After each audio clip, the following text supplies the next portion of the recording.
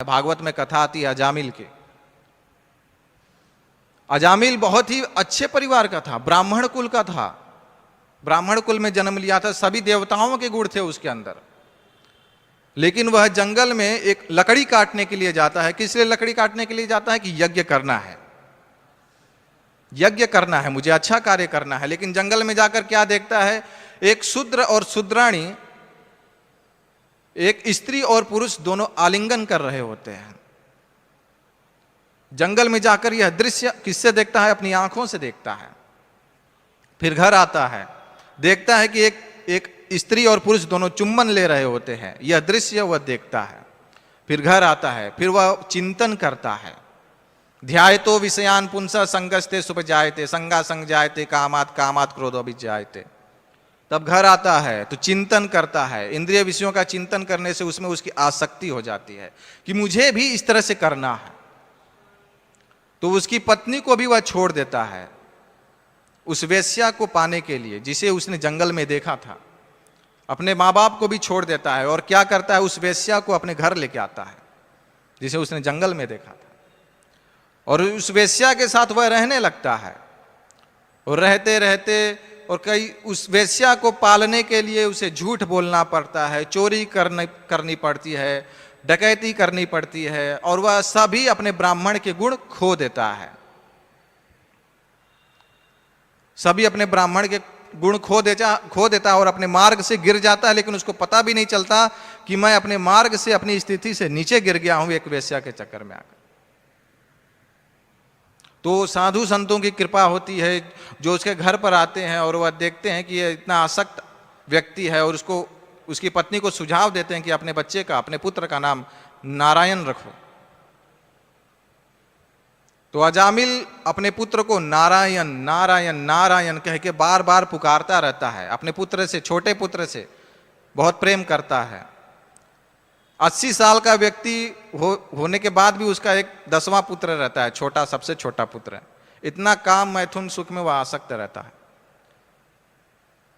तो जब मृत्यु का समय आता है तो जो यमदूत उसको लेने के लिए आते हैं, वह सरसैया पर ऐसे बेड पे लेटा रहता है, और तीन यमदूत उसको लेने के लिए आते हैं हाथों में रस्सी लेकर, और उसकी आत्मा को खींचने लगते हैं शरीर से बाहर करने के लिए, लेके जाने के लिए, नरक लोक लेके जाने के लिए। तो वह अजामिल जो है उन भयंकर यमदूतों को देखकर डर जाता है, और अपने छोटे बच्चे के आसक्ति के कारण वह अपने छोटे बच्चे को पुकारता है, नारायण नारायण नारायण, मेरे पास आओ। नारायण, ये नारायण नाम किसका है? ये नारायण नाम भगवान श्री कृष्ण का है, वैकुंठपति भगवान विष्णु का है। कोई भी भगवान को चाहे जाने अनजाने में भी पुकारता है तो वह नाम कभी व्यर्थ नहीं जाता। नाम प्रभु सदैव रक्षा करते हैं। तो जब वह नारायण नारायण कह के पुकारता है तो भगवान तुरंत अपने पार्षदों को भेज देते हैं कि जाओ, उस व्यक्ति ने मेरा नाम लिया है, उसकी रक्षा करो। तो पार्षद बोलते हैं, भगवान वो तो अपने पुत्र को पुकारा है, पुत्र को पुकारा चाहे कुछ भी किया, लेकिन नाम तो मेरा है ना, नारायण। तो जब फिर इस तरह से हम लोग देखते हैं कि विष्णु दूत आते हैं और यमदूतों से अजामिल की रक्षा करते हैं, और उन दोनों के मध्य जो वार्तालाप होती है वह अजामिल सुनता है। इसके बाद क्या होता है? जब बचने के बाद वह घर बार छोड़कर हरिद्वार चला जाता है।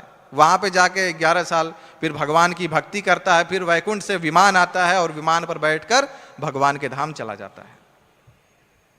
इस तरह से वह इस भौतिक संसार से, भौतिक संसार की आसक्तियों से अपने को छुड़ा लेता है। तो यह कैसे होता है? भगवान के नाम के प्रभाव से। इसलिए शास्त्र में कहा गया है, हरेर नाम हरेर नाम हरेर नामेव केवलम कलौ नास्तेव नास्तेव नास्तेव गतिरन्यथा। इस कलयुग में केवल हरि का नाम, हरि का नाम, हरि का नाम ही एकमात्र उपाय है इस भवबंधन से छुटकारा पाने के लिए। और कोई उपाय नहीं है, कोई उपाय नहीं है, कोई उपाय नहीं है। 3 बार कहा गया है, केवल हरि का नाम। तो इसलिए हमें निरंतर जप करना है और निरंतर कीर्तन करना है, केवल हरि का नाम। हरे कृष्णा कृष्णा कृष्णा हरे हरे, हरे राम राम राम हरे हरे।